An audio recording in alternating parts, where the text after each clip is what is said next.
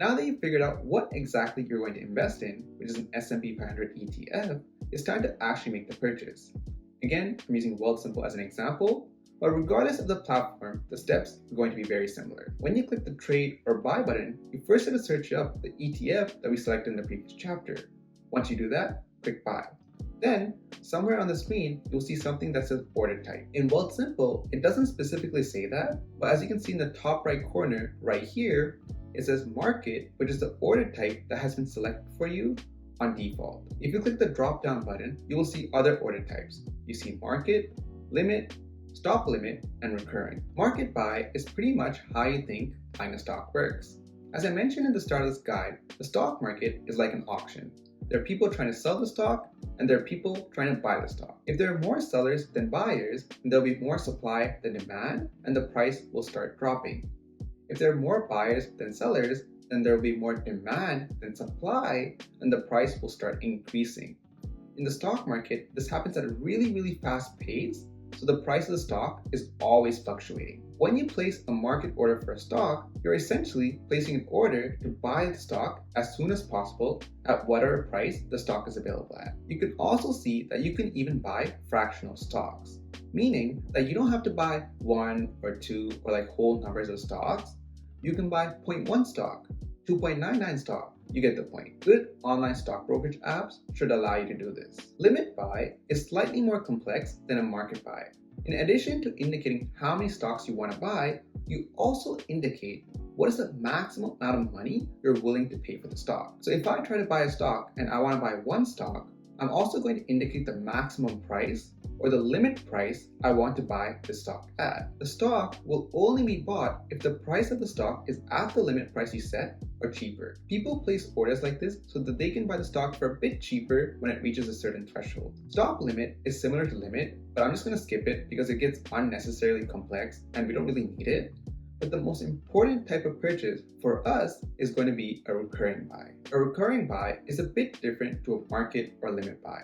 Instead of indicating how many stocks you're going to buy, you're now going to indicate how much money you want to invest into the stock. The brokerage, which is the app, will automatically buy as much stock as possible with that amount of money. So if I want to purchase VFE, which is an S&P 500 ETF catered towards Canadians, all I have to do is indicate the amount I want to invest and how often I want to make this investment.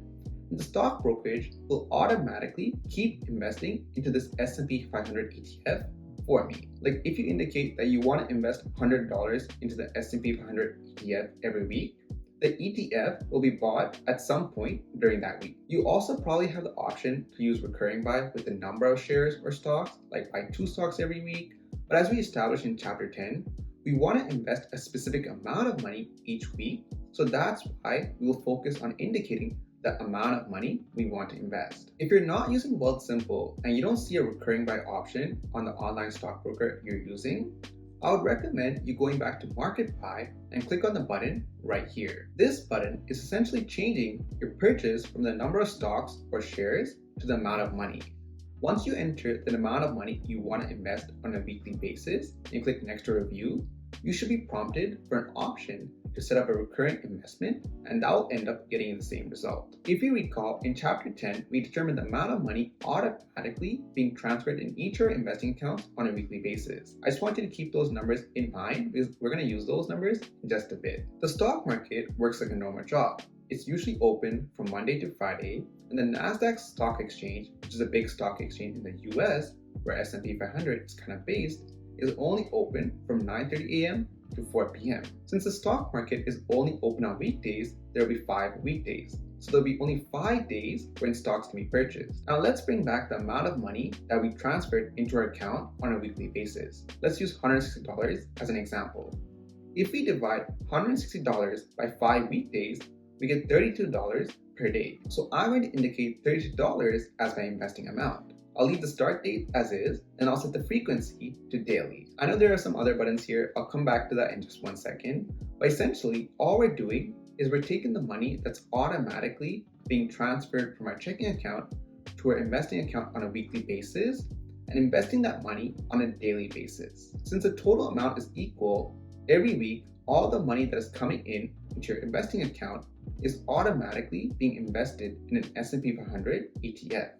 If you take a step back, you'll recognize that we just set up an automatic investing system. We don't have to do anything for a long time after we set everything up. Your money will automatically be investing, just like how money is spent automatically on monthly subscriptions for Netflix and Amazon.